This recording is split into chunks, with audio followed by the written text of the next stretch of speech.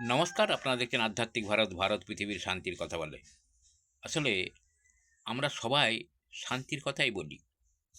আমরা সবার মুখ থেকে ভালো ভালো কথাই শুনি।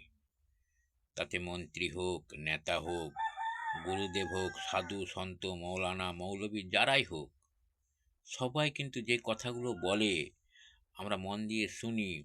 শোনার পরে বলি খুব ভালো বলেছে, বক্তা খুব ভালো, বেশ সুন্দর কথা বলেছে।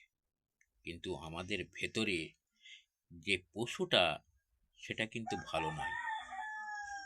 যিনি বলছেন তার কথা আমরা মন দিয়ে শুনেছি, তারও কিন্তু পশুবৃত্তিটা প্রকাশ পেয়েছে। এমন অনেক ভালো কথা বলা, ভালো সাধু সন্তদের মধ্যে দেখা যায়।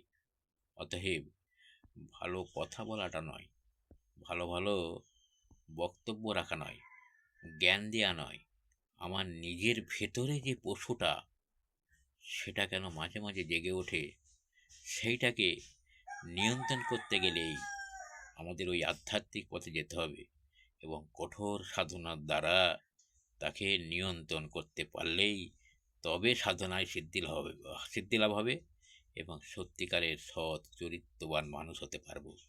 তা না হলে এই বললাম, আমিও বলি, সবাই বলে, আমিও শুনি, সবাই শোনে, কিন্তু ভেতরের যে পশুবৃত্তি, যে পশু, সে কিন্তু ঠিক ঠিক সময়ে জেগে উঠে তোমাকে আমাকে আবার খারাপের দিকে নিয়ে যায়। ধন্যবাদ। আজ এই পর্যন্ত। সবাই সুস্থ থাকবেন, ভালো থাকবেন। আধ্যাত্মিক ভারত, ভারত পৃথিবীর শান্তির কথা বলে।